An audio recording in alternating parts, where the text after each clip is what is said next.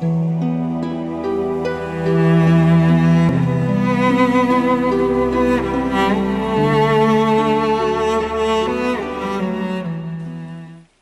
à tous, je vous retrouve aujourd'hui pour le temps des livres.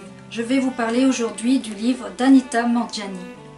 Diagnostic incurable mais revenu guéri à la suite d'une NDE, paru en octobre 2012 aux éditions Guy Trédaniel. Alors, Anita est née à Singapour de parents indiens et vit à Hong Kong depuis l'âge de 2 ans. Elle est mariée depuis 6 ans à Danny et se sont rencontrés grâce à l'amie d'Anita qui se prénomme Naina. Rien qu'au premier regard, Anita a eu l'impression qu'ils se connaissaient depuis toujours. Elle a su à ce moment-là que c'était l'homme avec lequel elle voulait être pour le restant de sa vie. Au fil des années, Anita et Danny construisirent leur vie ensemble dans le parfait bonheur. Jusqu'au jour du 26 avril 2002 où elle apprend qu'elle a un cancer lymphatique.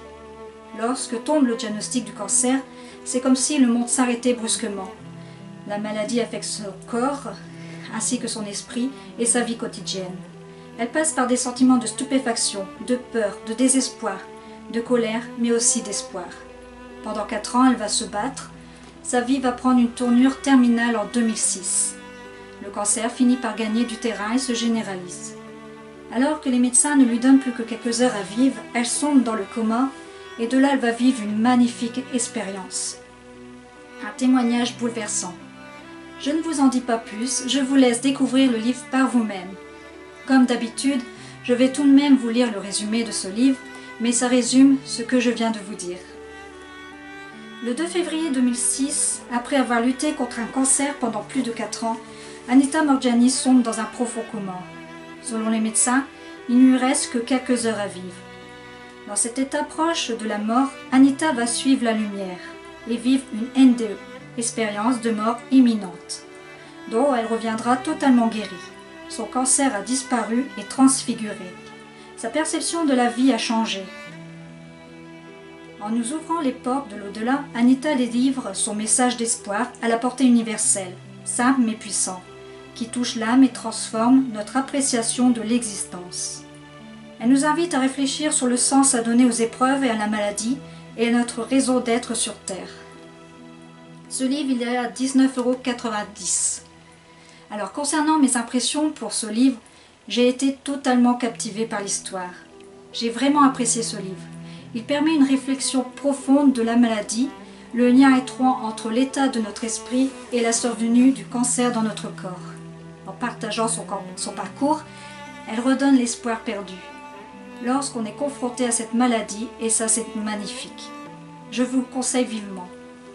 Vous le retrouverez également en livre de poche à 7,20 € et Anita a également sorti en 2016 un autre livre qui s'intitule « Et si c'était ça le paradis ?» Il est à 18 €. Maintenant, j'aimerais vous partager mon témoignage. À l'âge de 20-21 ans, j'ai eu une tumeur à la poitrine à cause d'un coup que j'ai reçu par ma chienne. J'ai été allongée dans le canapé et elle a sauté sur ma poitrine. Une forte douleur me réveilla la nuit, j'ai palpé ma poitrine et c'est là que j'ai découvert une boule. De là, j'ai pris rendez-vous avec mon médecin traitant pour qu'il me fasse passer une mammographie et les médecins se sont aperçus que j'avais une tumeur. De là, mon médecin traitant voulait me faire passer une biopsie. Mon mari a refusé. Je me souviens encore de ce qu'il a dit ce jour-là à notre médecin. Mon mari ne voulait pas que je subisse une opération en plus d'une biopsie. De ce fait, il a préféré que je passe directement par l'opération. Et c'est ce que j'ai fait. Quelques semaines plus tard, je rentre à la clinique pour me faire opérer. Je me suis retrouvée dans une chambre avec une dame très gentille, âgée d'une 50aine d'années. Elle avait le cancer du sein et devait subir une mastectomie totale. Nous avons sympathisé en attendant de descendre au bloc. Je pense qu'elle avait tout aussi peur que moi.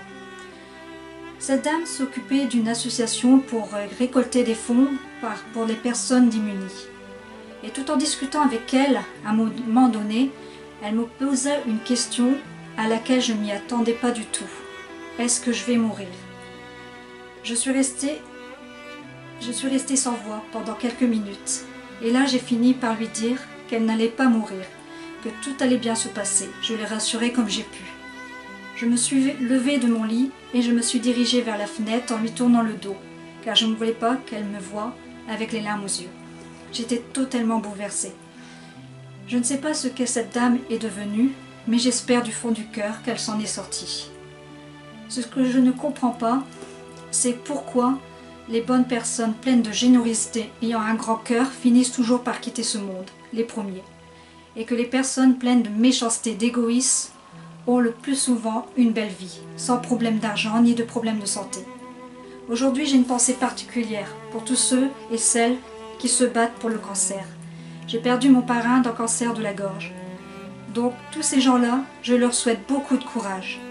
Continuez à vous battre, ne vous découragez pas. Même si c'est difficile, mais vous devez croire en votre guérison. Voilà, c'est terminé pour ce book haul. Je vous remercie d'avoir regardé cette vidéo. Prenez soin de vous et je vous retrouve très bientôt pour de nouvelles lectures.